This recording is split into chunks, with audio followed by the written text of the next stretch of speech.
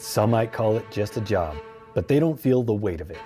Rain, snow, heat, aching bones, and late for dinner again. But you keep climbing because families count on you.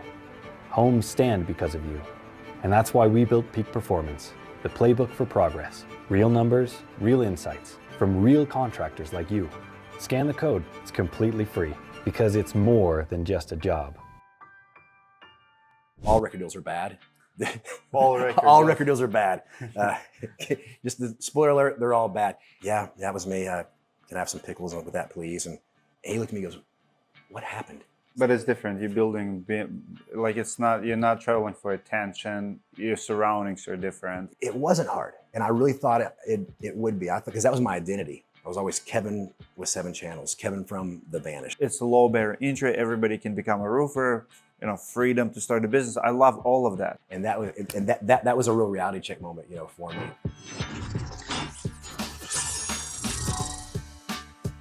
You ready to rock?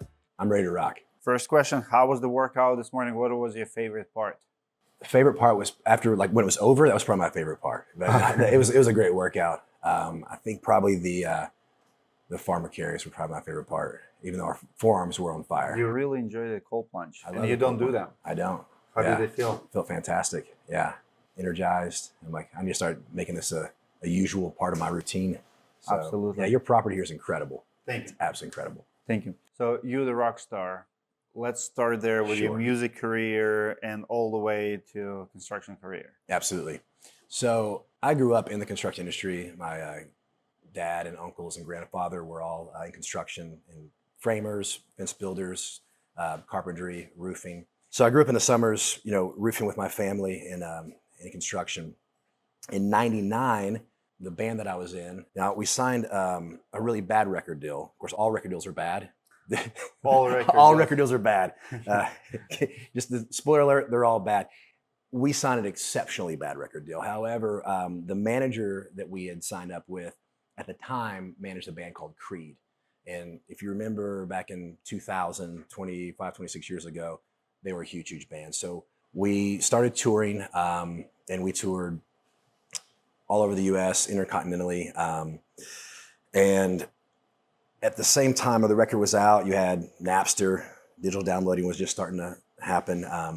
We were right outside of New York City when the Twin Towers went down on that tour. So a lot of things, were shifting, and it was a difficult time to be a touring musician, but we continued to tour. Through that touring, I'd met my wife. I'd met her. We really didn't start dating till later on. Gotten married, and I got a call that she's like, hey, I'm pregnant. That was the moment where I knew I need to make a decision, because I knew I couldn't reach the level of success that I wanted to in the music industry and be a good dad at the same time. And so I chose my family. So I got out of the music business, touring, making records in 2007, and I was virtually unemployable. My resume read high school diploma, GED, day labor, rock star. I wouldn't have hired me. So I started my very first roofing company called SRG Roofing, and primarily it was just commercial repair. I had like $34.86 to my name at the time. All my royalties and everything were tied up with a lawsuit with the management company. I learned at the age of 23, 24 the hard way. There's music, and then there's the music business. And I got a crash course in the music business part of it. So with a cell phone, a ladder, and I convinced a supply house to open up a line of credit for me. I think it was like $20,000 shop credit. And I started the business. 2000, so fast forward to from 2000, I got out of the music industry 2007 started SRG Roofing, grew that business probably to we were about 3 or 4 million at the time in commercial repair. And I sold the majority of it to a company that they were probably the largest multifamily renovation contractor at the time. And they were desperately trying to get into the roofing space, the commercial space, and they were also wanting to do their multifamily rehab deals with roofing. So they bought my company. I stayed on. We grew that, and they were acquired.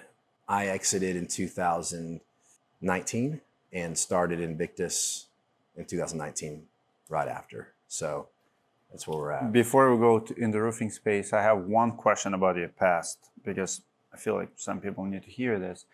Did you feel famous? Like, how was the fame? Like, did you feel like a rock star? Did you get a lot of attention at the time? Yeah, at the time the song that we had hit like the Billboard like top 200 was creeping up, and for a period of time, you really couldn't turn the radio for more than 5 or 10 minutes without hearing us somewhere. So I'm sure people got sick of hearing the song.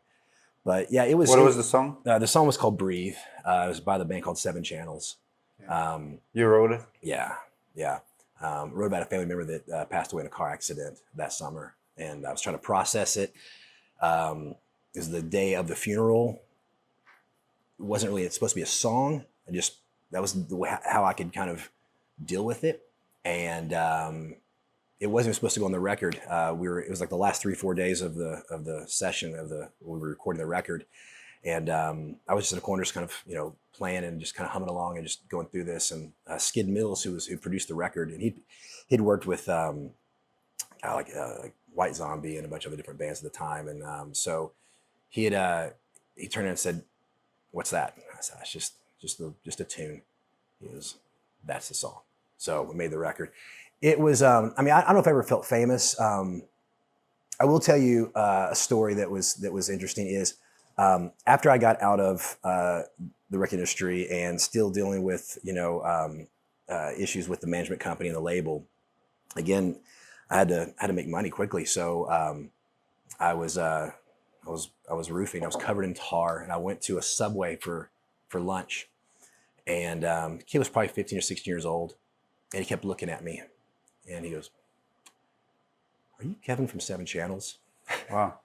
And he was confused. And he goes, I saw you guys, at this stadium on, you're on tour with this band and this band or whatever. I'm like, "Yeah, that was me. Can I have some pickles with that, please?" And he looked at me and goes, "What happened?" And that was a real reality check moment, for me. But I know I never felt famous. People would recognize me, but again, that's been 25 years ago. So I can walk to the public and no one knows who I am. And it's fantastic.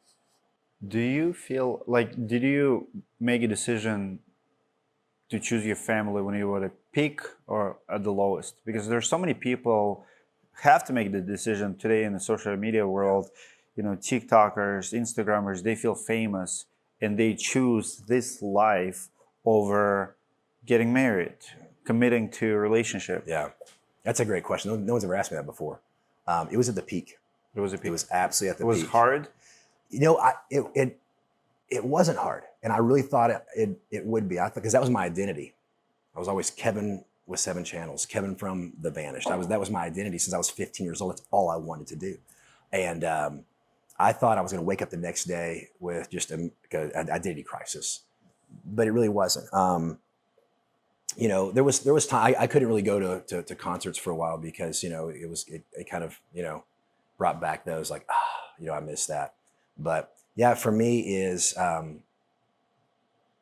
really wanted to be a dad, and I knew that what it took, because you have to tour hard and relentlessly. Oh, yeah. And so being away it wasn't conducive. Now, if the band was at that level to where each band had his own bus and I could bring my wife and the child out with me and that part, but very few artists ever get to that level. But I thought it was gonna be very tough. But and for me, once I make a decision, that's it, and we move forward. So what I did is I put all of my passion, energy, and obsession that I had in my music career into my roofing business. And ironically enough, I was traveling so much with my roofing with roofing that I was gone about as much as I would be when I was touring. But there was a future in it. That was. But it's different. You're building like you're not traveling for attention. Your surroundings are different. It's a you're not partying. It's a completely different environment. It's not hazardous to your health like the music business is, and there's a point to it. What's the biggest hazard? Like loud sound or sleepless nights or?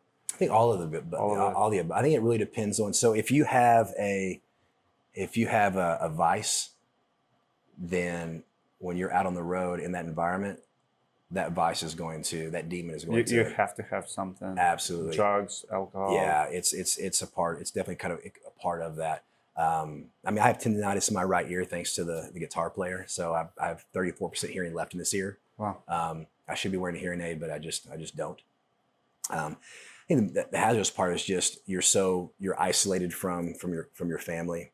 It's tough on the body after a while. Touring is definitely a young man's game. So I don't miss touring. The band actually did a reunion show a couple years back, and promoter reached out and said, "Hey, this is what we want to do.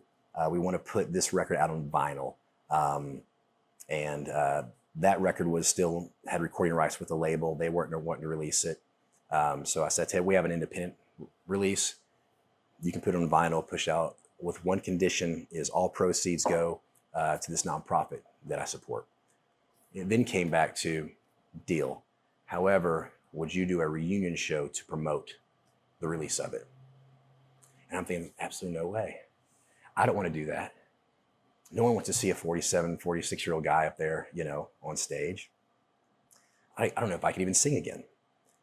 I tell you what, if all 5 original members, which there's no way they're going to say yes, if all 5 agree to do it, because everyone has their own career, they're doing their own thing, there's no way in hell they're going to say yes. So there's a group text went out, and within like 5 minutes, all the guys were like, "Yeah, we're in. Done." Wow. Okay, so and it was great. The cool thing is we did the show. It was poorly promoted, but it was still packed. And my kids got a chance to go to the show, and they got to see what their dad used to be cool a long time ago. But it was great to see the guys. We haven't been in the same room together in 15 years, and the backstage looked a lot different this time than it did last time. There was like Gatorades and goldfish snacks for the kids and granola bars and hot tea. Very different than what it was 25 years ago. So it was a blessing to get to do that again, because it kind of came full circle. Because we never really broke up. We just went on a 18-year hiatus. Wow. Thank you so much for sharing. Now back to roofing days. You've built 2 roofing companies from scratch. What did you do different the second time around with Invictus? Gotcha. That's a great question. The thing with Invictus is my business partner Hayden and I said, we're going to take all the things that were great with the former company and implement those, and things that didn't work, we're going to throw those out. One of the things we started with Invictus is we're not going to have a bunch of sales reps. We're not going to just create a bunch of reps. We want to lead with brand first. The experience I had in the past is the relationships, and again, it was multifamily commercial. The relationships would be with the rep. So if the rep went to start another company or start his own company, which we've had guys that went and started their own company and we helped them get going, or they left, which just happens, is the relationship was with them. The brand was with the rep. So we thought, let's lead with the brand and be more of a fulfillment company. So that's one of the things that we did differently with Invictus, which is why we don't have a ton of employees or a ton of reps, is we're brand specific. That was very different. Another thing we did differently is we still have a national outreach, but we weren't market specific. Meaning the last company was, okay, we want to be in the Florida market. Okay, let's get a brick and mortar in Jacksonville. Then let's put a brick and mortar right outside of Tampa. Okay, we have a client that has got a lot of work coming up in California.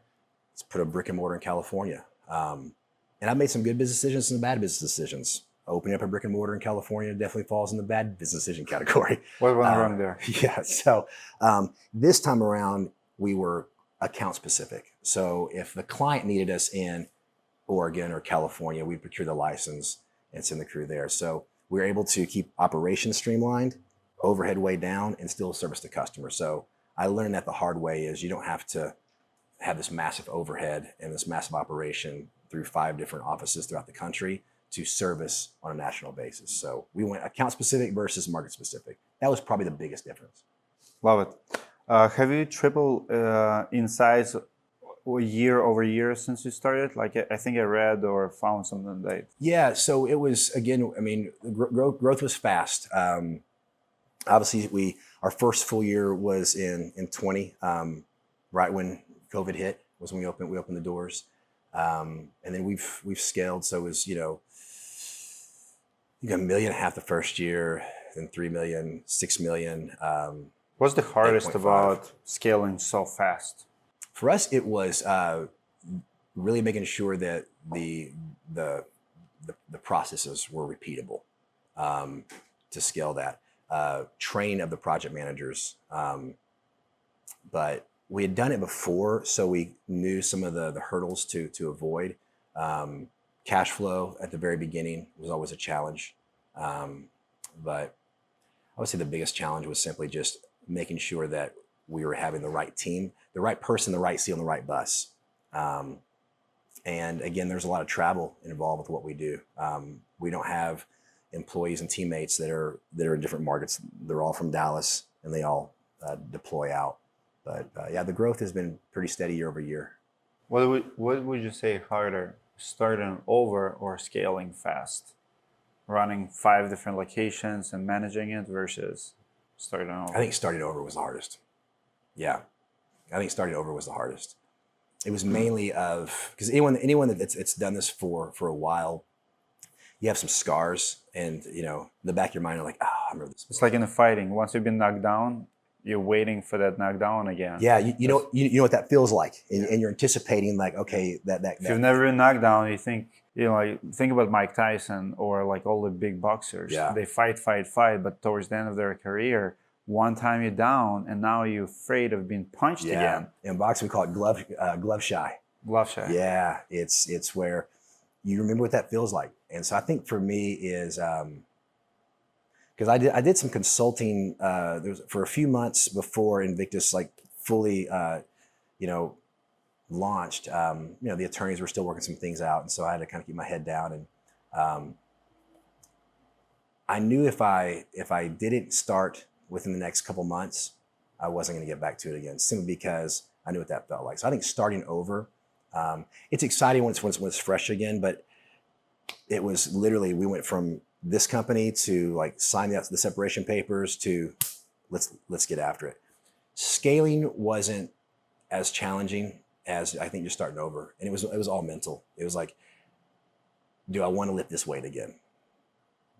Can I lift this weight again? In the back of your mind, you have that doubt of like, do you really have the grit to do what it takes to kind of get it up there again? How do you keep wolves away, like bad hires, toxic culture, cutthroat competitors? How do you separate yourself from all these outside forces to keep your core values? We hire on our core values. When I have a very good friend of mine that's a Navy SEAL, and I was talking with him, and he said the teams are so specific in what's expected and how they do things that if someone isn't doing their part, if they're not like in buds, if they're not carrying their part of the boat or the log or whatever, it's very identifiable within the team, and the team will course correct it. So when we bring on a new person we're hiring, we let multiple people in the office sit with them and interview them, because I want to see exactly what I want to see. I look for the good and what potentially could be, but I ask for feedback from other people, and because it's the culture so specific that it's easy to spot. So I think that's probably been the biggest thing for us, is just having not only the leadership team, but have a project manager. They'll interview, if someone's interviewing for a project manager, they're not going to talk with me or operations. They're going to talk with our senior PM, and I want to get his take on it. Very rarely look at resumes. I think at this point in time, when you know exactly the kind of person that you're looking like, that avatar, it's just really obvious what they're coming into. And a lot of times it's not right or wrong, it's just right or left. It's like, this person might be a great project manager, sales rep, controller.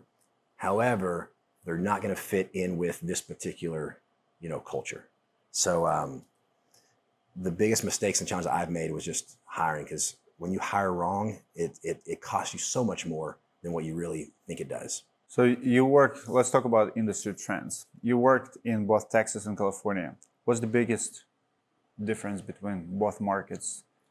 And because they're so different. Yeah, there's California and there's the rest of the country. I want to right? hear something about culture, like serving people in California versus people in Texas. Yeah, And I know there's a lot of migration there now. Like, hey, we don't want you California here. yeah. But how is it different? Like in doing, where is it easier as far as people factor? California or Texas? Oh, it's Texas. Absolutely. Yeah. Texas is great to do business in, for any business. We have crews that are in California, but our model is we bring our crews from Texas. Anywhere we go, they travel. So I think the challenging thing with California is just a lot of the state regulations that you have to kind of go through that is kind of might slow a project down. But in terms of the people and like the workers, like our crews, it's all Texas. So we bring Texas to California. Do you think adding a roofing license in Texas would actually have a big impact? Absolutely. You think? Yeah, I do. I really do. I'm a huge proponent of having it licensed in Texas.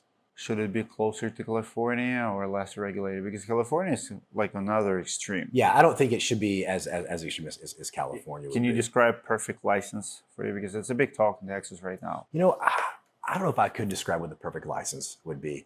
I think what should government do? Like pull a permit, inspect the roofs? Like where's the line? Because in California is your sub has to have a license. Yeah. You have to have a license. It's definitely overregulated. Yes, it's absolutely overregulated. I think the main thing is have they taken the time to at least learn the material enough? Do they have they taken the time to take the exam?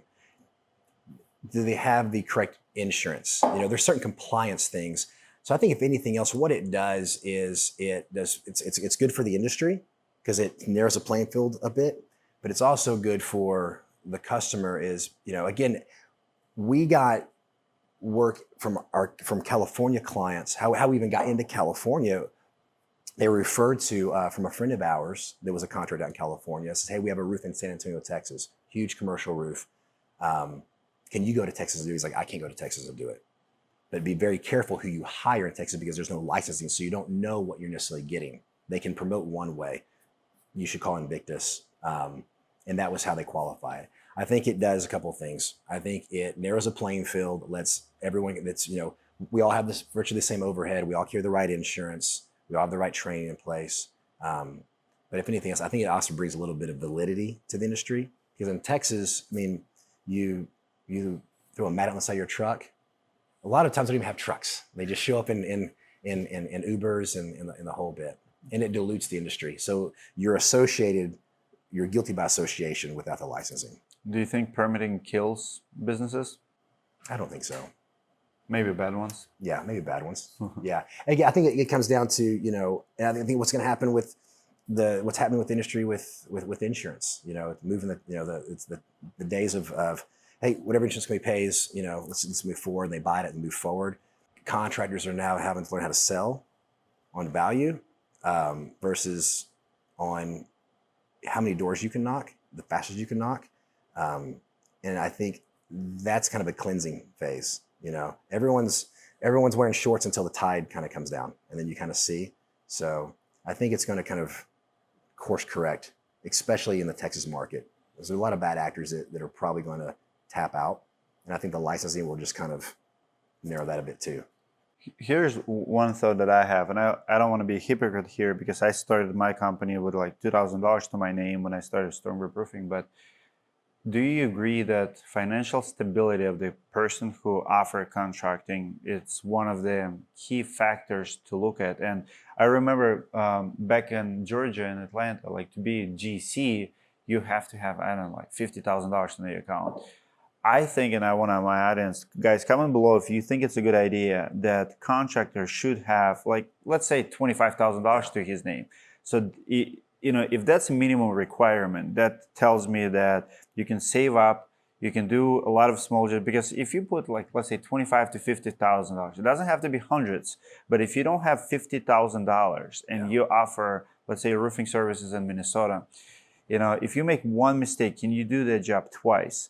Because if you have $2,000, yeah, you can do 10 roofs, 20 roofs, but then you send the crew to the wrong house, or you make a mistake of a color or whatever. Now you have to do it twice. Yeah. And the reason I know, because director of my company, we cover that, right? And there's a lot of good guys. They're not bad guys. They don't have bad intentions, but they're financially broke and they don't understand financing. So as a result, yeah, it's a low barrier entry. Everybody can become a roofer. Freedom to start a business. I love all of that. Yeah. But I feel like if you give someone 6 months, just like work on your reviews, work on your financials, save up a little money, and now you can apply for license. But you have to have, let's say, $25,000.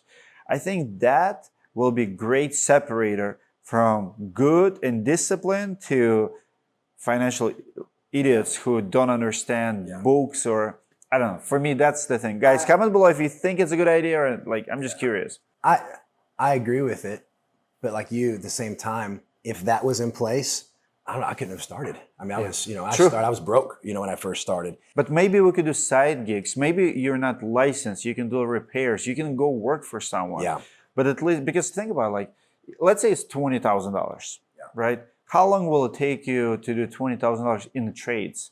You can do hustle, you can do Uber, you can take full-time job, you can work for someone, but at least you have a goal, almost like a degree. The bar is attainable. Exactly. Exactly. And to your point, to agree, it's what it does is it does two things. It's the individuals that really should not be in this, period, really. Just wait a little bit longer. Yes. You don't have, like if you're the sales rep and you know how to sell roofs, but you broke, you don't have $1,000 to your name. I mean, you selling $20,000, $30,000 jobs, you taking that liability, you're telling people they have the warranties and we'll fix it, but you broke. Yep. You don't have 20 grand to your name, so you're lying. Yeah. So that's the thing. It's like a lifetime warranty. Like I was like, well, but if you get hit by a bus, I mean, what is that lifetime warranty in with you? Yeah, I think it's just bringing some validity to it, where it's like, hey, everyone that's on this playing field right now, they have that degree. They've at least have done X. I mean, the closest thing I can think of was, this was years ago when I needed to get certified with the manufacturer, because I was now at the time where I could financially get to the place where I could do full re-roofs, as opposed to just repairs. So I need to get certified with the manufacturer. So at the time I was like, you know what, GAF, their Everguard single ply, that's what the customer wants. I'm gonna get certified. So I reached out to the rep, and he gave so many hurdles. He was like, okay, you need to install X amount of this, of our product, and we're gonna come inspect it. I think it was like 5,000 squares. I'm gonna come up with 5,000 squares of work. But they kept throwing these targets. And then, so he was trying to get me to just give up and quit. So I was like, roger that. So we got that done. But when we got certified, what I learned was my competition, because again, no one's licensed. We all look and smell the same. The only differentiator I could find in Texas at the time is, well, I can offer you a 20-year NDL warranty because I'm certified with the manufacturer. And that's different than a stated manufacturer warranty. So I then learned how to sell the warranty. So that certification in the commercial world, they knew if I could offer an NDL that I had some type of credentials and quality, or qualifications. And I think that's what I think having a license also does, is it lets the person know, like you said, having a degree. I don't have a degree, but my business partner, my team, they all have degrees. It shows that I was able to stick with something, have enough discipline long enough, and I wanted this bad enough to complete. Even though I got a C, I still have a degree. Immigrants are a big part of roofing industry in Texas, and we've seen a lot of crackdowns this year. Do you see impact on your business or businesses around you in Texas? Because Texas have, like we see ICE, and California and Texas. What do you see? We haven't seen a lot of it yet. When there's some travel involved, especially going out more towards like the West Central Texas as well, there's definitely some concern. Where do you think it's going? Do you think it's going to go down, cool down? Do you think it's good for the industry, bad for the industry? I don't know. I go back and forth on it. I really, really do. I mean, my family's, they're immigrants. They came from Scotland. Most of our crews, it's really not a concern. The same thing with tariffs. We personally haven't really seen a lot of effects so far. Same thing in Texas. We haven't really seen a lot of the pressure, or we haven't felt anything from the immigration laws right now. Have you guys been? Have you seen that in other parts of the country with people? Oh you've yeah, talked like to? so we do like because of my underlayment business, we've been affected. A lot of roofers been affected. So I sell to roofers, and a lot of roofers switching to buying in bulk because if you look at Florida, if you look at especially metal, so metal is a huge category because metal tariffs went to 50% and it's for everything. So if you import window, it has metal in it, boom, 50%. So I know a couple of manufacturers who bring it from Romania, Europe. There's a lot of products here, Brazil. So now 50%. So they used to pay for the container just the paperwork, then $300, then $25,000 for one container. Now $50,000 for the container. So when you get that container, they have to pass it on. So the price keeps going up, and the metal was coming close to the shingles. So now it's going up again because of the tariffs. And even those who produce it here, they still import the steel itself anyway. So metal got affected, underlayments get affected because now you have India and China and Malaysia, and most of our synthetic felts is overseas. So to bring it, like you keep at like at 25% on anything, you're gonna feel it. They're gonna pass it on to you, and manufacturers just waiting for it. Yeah. So we're all gonna pay for it. I think we are. For us, it's not a matter of, like to your point, if it's when, you know. So we don't put on a ton of metal. I have friends that are in the cold form steel industry, and they say they're the same thing, 50% tariffs. Some of the manufacturers I've heard are kind of co-opting with it. Say, listen, we'll go in for half if you're going for half to kind of get through it.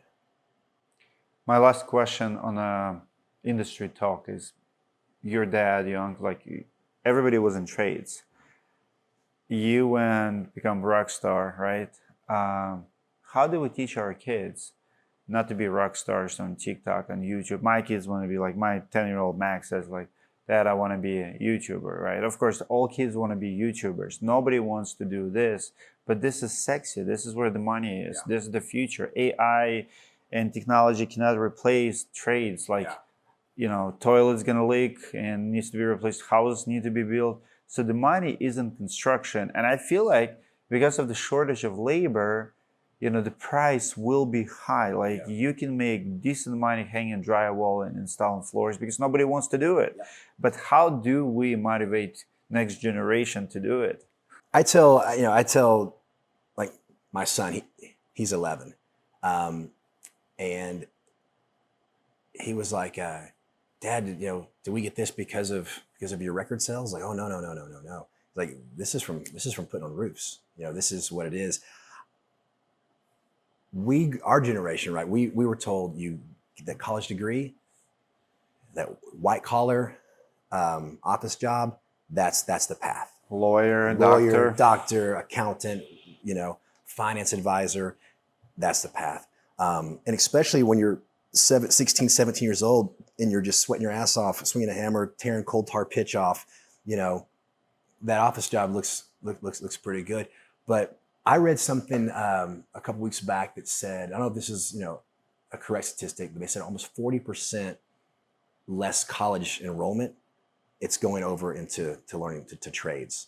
I don't know if that's true or not, but I think more and more, people are starting to understand that it is, you do the work that no one wants to do and the hard work that no one wants to do. And I think that's also a valid option. I think more and more people are starting to see that. I know that I talk, all the time when I speak with young guys that are wanting to be entrepreneurs, or they're, we're mentoring them, is there's money in fixing people's problems, 100%.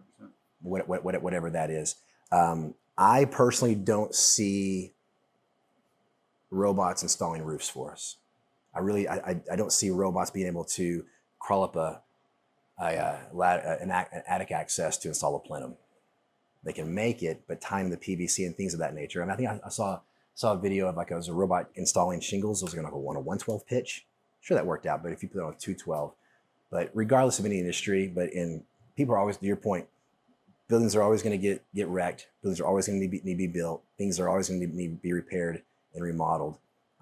So blue collar used to kind of be like a tier 2 kind of lower level person society. I think people are starting to see that now, that it's actually, it's a valid career choice.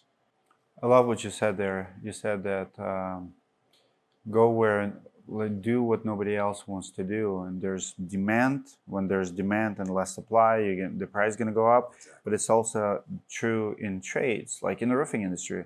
70-80% of contractors don't want to do repairs. Yeah. So you go for the repairs that nobody wants to do. You're going to have less competition. You're going to pay premium. People just don't get it because it's not sexy. It's not hot. Like, oh, I want to do full. But you'll be surprised of profit margins in some repairs. Absolutely. The centerpiece of our company is service and repair. You know, it's not sexy. You know, you definitely want the 3,000 square re-roof, you know, with the Cadillac, you know, system. There's more, but however, it's those revenue chasms are so deep. It's like those, like, you know, let's say it's like well hunting. You know, it takes a while to get out there to find the well to get it in, but the value is repairing and maintaining the roofs. And what we have done is we've led with preventative maintenance. So we get in with our client, and we're not trying to sell them on a re-roof. We let them, listen, you've got a few years left in this roof. However, let's extend it a bit further, and let's get you on a maintenance contract. There's two things that gives them peace of mind. You're creating value. You have revenue coming in even in January, February, and March, but you're building that relationship. My mentor years ago said, repairs are not sexy, and nobody wants to do it, but repairs lead to re-roofs. So I have that in my office. Repairs lead to re-roofs. For us, we don't have sales reps. We have account management. There's 12 of us. We sell brand first. We push the brand. We have a certain marketing strategy that we do, but the client's like, okay, that's great, Invictus. Oh, here's a RFP for 850 squares right off the bat. No, I've got a leak in the foyer. Perfect, and we'll take care of them. And that's been how we've developed our businesses. We've just done repairs and maintenance, and eventually, hey, by the way, I have a property in Oklahoma City, or I have a property here. It's up for a re-roof. Would you guys like to bid it? Because of the relationship. And that's one of the things that we have found with commercial multifamily. It was different from single family. When we first started, is single family residential was very transactional, where commercial multifamily, it's more relational. And again, people, they don't have the CapEx budgets right now. Interest rates are so high. There's so many projects that were teed up for a re-roof. Just the math isn't mathing for them, but it's still leaking in the mainframe. It's still, that foyer's still leaking. So we've pivoted just to repairs and service. And that's been our focus probably for the last 2 or 3 years. How did your music career shape the way you run your business now? Learning how to work with people. That was it. Learning how to work with people. That your idea does not have to be the idea. Giving room for other people to have input.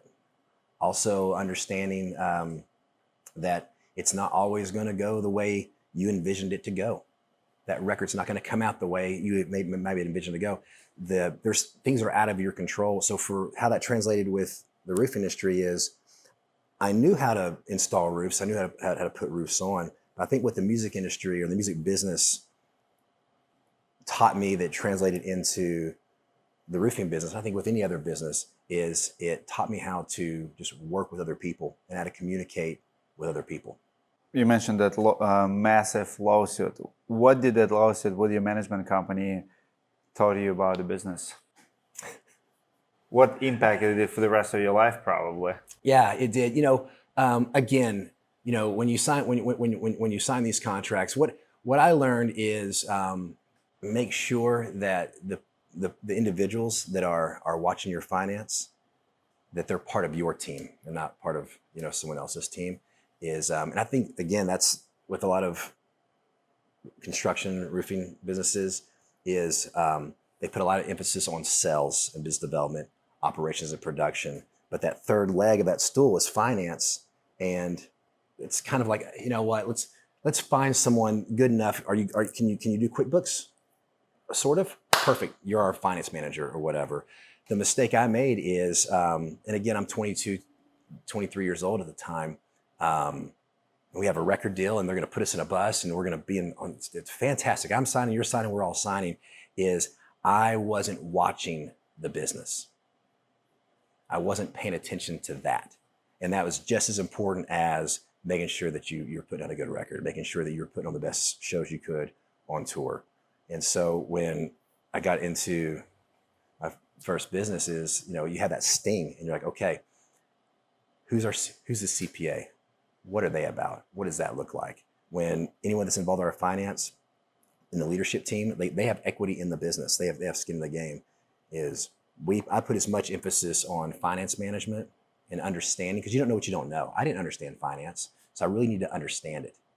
And I wanted to understand what taxes were. I really want to understand what retained earnings look like and how to invest money for the business, down the road. So yeah, once you got burned, and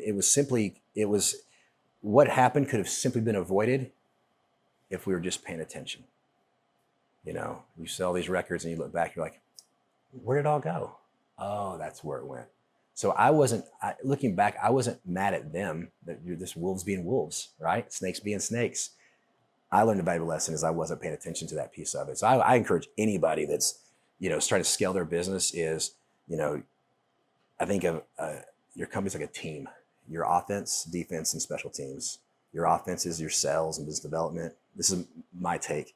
Your operations and production is your defense, and your special teams is your finance. And you've got to win on all phases of the ball to advance. So I've put a lot of emphasis on our finance and who runs that. With all of that, what advice would you give to 25-year-old Kevin before he signed the record deal? Before Kevin signed a record deal, first advice is hire an attorney that was not recommended by your management company. That's good advice. The first advice. Second advice is ask more questions. I think the older I get, the more questions I ask. Ask more questions. You don't know you don't know everything, and you never will know everything, but you need to know at least something. That's the advice I would get is your attorney does not need to be in bed with your management company, and seek. I had access to guys that had been touring for years. I wish I would have gotten them to his head. How do you avoid this? What happens when this happens? Because I do that now. When we started scaling, I was having dinners and meeting with individuals, that had done it 3x before me. And people would say, "What'd you talk to them about?" I was like, "I didn't talk about anything. I just sat there and listened, and just heard, because you'll get that information back." So that'd be the advice: is do less talking and more listening. Why did you name your company Invictus? So my wife Nikki actually named it. It's from the Emerson poem, and it's also the Latin word for unconquerable. It was right when I was separating from SRG, and it was amicable. However, it wasn't really expected, and it was pretty tough, and definitely had some self-doubt of like, do I want to do this again, and could I do this again? And I remember I was like, listen, I'm gonna go hit the heavy bag. I'm gonna go for a ride. I can clear my head. And she looked over and she goes, "Hey, this isn't gonna beat you." All right. Fantastic. I came back and she said, "So I have the name. I have the name of the roofing company that you're gonna start again." What? She's like, "It's called Invictus. It's from the Emerson poem where you're the captain of your own destiny. And it's the Latin word for unconquerable. Invictus." It's like, I like it. There's no way that's available. She was like, "Yep, Invictus Companies LLC." So that was it. It was kind of the theme of like, we're not gonna let this beat us, and we're gonna write our own script this time. This time we're going to write the map. And that's where it came from. And it just looked cool on a t-shirt. Yes, it does. So we also have Invictus CrossFit. They like champions now. These games, Yeah. You've said that all record deals are bad. What's equivalent of roofing bad record deal in the roofing space? In terms of like signing a contract? Maybe. Yeah. I would say, any contracts that involve really, really high retentions. So this is mostly in the commercial space, really high liquidated damages. An average liquidated damages should be about $250 a day. I've seen contracts come through was like $1,000 a day, 20% retention after 60 or 40 days. That also forced me to words matter, language in contracts matter. So again, a record deal, what really is just it's a loan with an extremely high interest rate, and they pretty much own you. So it's hard to compare. It's kind of like rotten apples to bananas, but I've had some friends of mine that have just signed some bad contracts with either the GC or the ownership group that was written from their attorneys for their best interest. We always will send, if it's a new contract, we send it to our attorney. He goes, what's the desired end state? Do you want to really mark this up? So I just want it to be fair to where it doesn't put us in a bad spot. And that's what I should have done. 22, 23-year-old Kevin is have an attorney that specializes in music industry law, and they would have probably saved us a lot of heartache. What's your message to roofers who are looking for perfect opportunity? Sitting on the edge, always looking. There's not one. There's not one? There's not a perfect opportunity. For me, I'm going to get it about 60, 70% there, and then we're going to pull the trigger and we'll figure the rest out. I think if you wait for like the perfect opportunity, it may never come, and you could have paralysis by analysis. I encourage people to get in the business. I really do. I think it's a good business to be in. I always think it's good to start if you want to own the company, maybe go work for another company, for a bit. Try to learn the trade as much as you possibly can. But I don't think there's ever a perfect time. I think you just got to pull the trigger. Have you ever fired a customer, someone you would not work with, or you had to cancel the deal? Sure. What happened? Why? It was that customer was fired. It wasn't so much even for payment issues, or it was just the way they treated our team, belittling, cursing out. Really? Yeah. So Commercial space. Yeah. And it represented about, at the time, 15-20% of our revenue. And when you're really trying to, and as well as if not better, it's like this is such a competitive space, and so. To get a client, to get a customer that you're doing repeat business with over and over again, that takes a lot of time, effort, energy, and you don't want to necessarily lose them, especially when they're paying their bills. But it was really tough for me to talk about team and talk about culture and talk about accountability when I knew that this person, this individual was just going out of their way to just berate them. So I called the individual, had a conversation with them. Didn't go very well. So I called the owner, who I had a relationship with, explained it. Somebody said, listen, this is just not a good fit. I'm not going to put my team through it.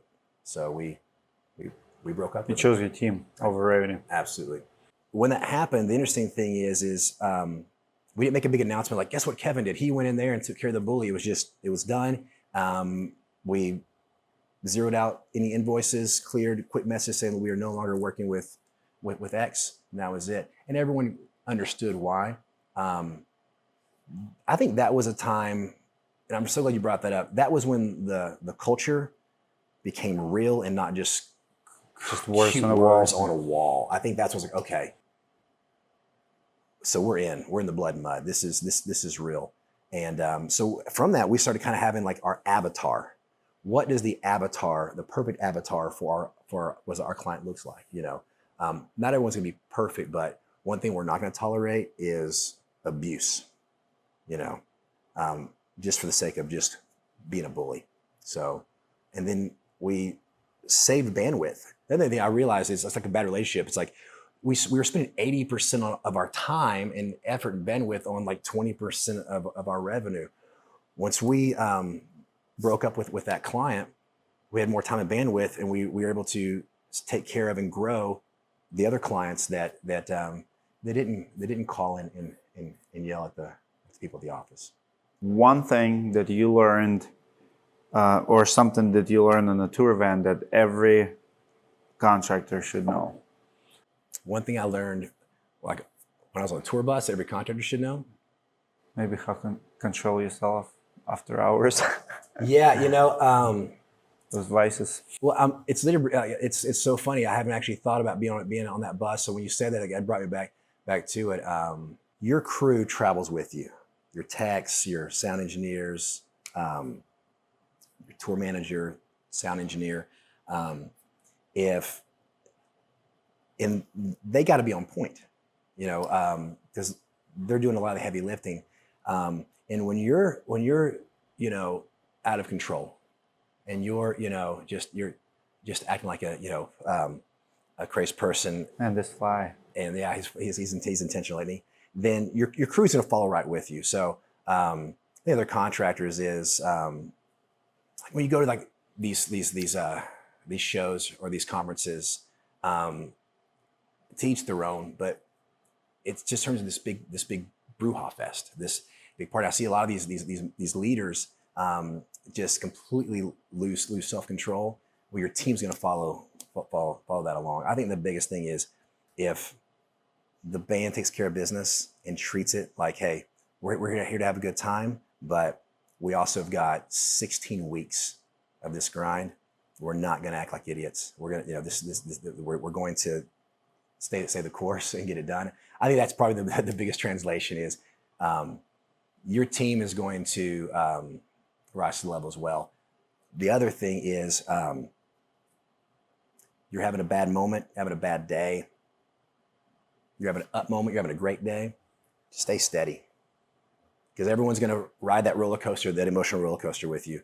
And that was one of the things that's touring is you're so compact with each other. Someone's having a rough time, their emotions are up and down. It's like it sets a temperature for everybody else.